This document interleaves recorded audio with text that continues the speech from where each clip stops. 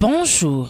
L'actualité reste diversifiée ce matin. On démarre par le Canard 24 heures qui s'intéresse ce matin au banditisme à bas étage et banditisme d'État. Les deux points noirs du Sénégal de Macky barrent à sa une ce journal, d'après qui la multiplication des dangers mortels pour les populations exige du gouvernement des politiques de sécurité modernes, efficaces et au surplus parfaitement accessibles. Liberté d'expression et de manifester, le malaise est évident, note pour sa part le journal 24 heures qui rapporte également dans sa parution du jour les belles feuilles du livre de Adama Gaye, Otage d'un État. Titre ce journal qui nous rapporte en effet quelques bonnes feuilles de l'ouvrage du journaliste. Dans la clarté du jour, je ne vois plus que l'obscurité de ma liberté retirée. Je ne suis plus qu'un otage, indique ainsi Adama Gaye dans son ouvrage dont les bonnes feuilles sont à lire ce matin dans 24 heures. Manœuvre et contre-manœuvre pour liquider Sahernian, barre à sa une à Grand Place, qui s'intéresse ce matin à l'imbroglio autour du fauteuil du DG de la RMP. Le décret 2007-546 du 25 avril 2007 fait ombrage. Au 2011-143 du 27 janvier 2011, le directeur général de la RMP, d'après nos confrères, est nommé à durée indéterminée comme à la Sénélec. C'est le Conseil des régulations qui a un mandat de 3 ans, renouvelable, précise à Grand Place. Qui sera le prochain s'intéresse pour sa part Rewmi Quotidien. Dans leur chronique de ce matin, nos confrères du groupe Promo Consulting nous indiquent qu'un courant n'est jamais constitué par une seule personne. C'est dire que le courant Manko Taxawu APR est constitué par un certain nombre d'hommes et certainement de femmes, même si pour le moment Diakhaté est le seul visible. À lire les détails à la page 4 du journal Rewmi Quotidien. Les nouveaux gendarmes de l'APR sont à retrouver dans l'As Quotidien qui sont d'après nos confrères Awa Gueye, Abdoulaye Daouda Diallo et Oumar Gueye. Le journal renseigne que l'Alliance pour la République a décidé de renforcer sa commission de discipline jusque-là composé uniquement d'Abdoulaye Badji, Abdoumbow, Benoît Sambou et Mbaye Ndiaye. Abdoulaye Daouda Diallo, Awa Gueye et Oumar Gueye ont été cooptés par le chef de l'État pour faire la police au sein du parti présidentiel qui tangue gravement, note le journal LAS. Libération s'intéresse ce matin à la mafia à priver d'eau des populations rurales de Linguère, Matam, Podor, Kolda et Bakel et nous rapporte comment 505,522 millions ont été pompés. Les fracassantes révélations de l'enquête de gendarmes qui a fait tomber des cadres du ministère de l'Hydraulique sont à lire dans Libération de ce matin. Et pendant ce temps, Sud Quotidien s'intéresse au développement fast-track du Sénégal via les ressources pétrolières et gazières. Les réserves des experts barrent à sa une le journal selon qui le Sénégal ne deviendra pas l'Arabie Saoudite, l'Australie, le Qatar d'ici 30 ans. Des contrats de recherche et de partage de production sont mis en cause. L'indisponibilité d'un contenu local est indexée d'après toujours nos confrères du journal Sud Quotidien. La critique lance l'alerte à l'AIBD sur le coronavirus et nous apprend que le virus a fait 41 morts et 1300 cas en Chine. Le virus 2019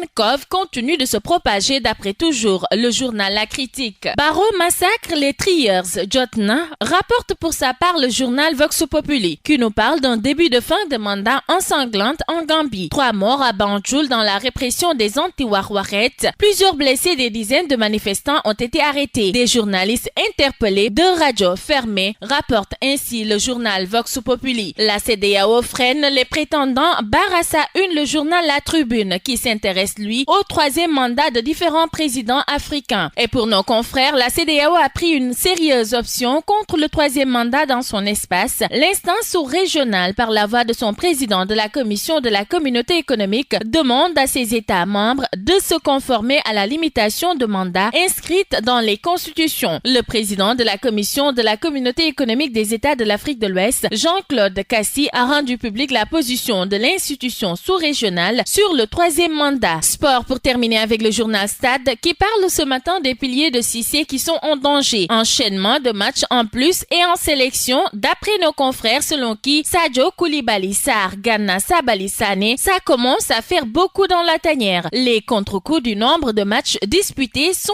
à lire lire dans les colonnes du journal sportif Stade. Dakar Times, pendant ce temps, s'intéresse ce matin au combat royal ficelé par Luc Nicolaï et nous parle du face-à-face Modou-Lo-Ama Baldé prévu le 4 février. D'après ce journal, le compte à rebours va ainsi démarrer le 4 février 2020 pour le combat dit royal, quand Modou-Lo de l'écurie Rock Énergie et Ama Baldé de l'écurie Falaye Baldé se feront face pour leur premier échange. Dakar Times tient ainsi cette information du promoteur lui-même, Luc Nicolaï. Mais avant, les deux lutteurs, les deux managers, Biram Ning et Abdou Baroum, ouvriront les hostilités ce mardi lors d'une émission de lutte sur une télévision de la place dont ils seront les principaux invités, révèle ainsi Dakar Times. Ama, Modou-Lo, Luc accélère la cadence d'après Sunulamb, qui parle également du premier Jakaarlo prévu le 4 février à la TFM. À vos journaux et bonne lecture à tous.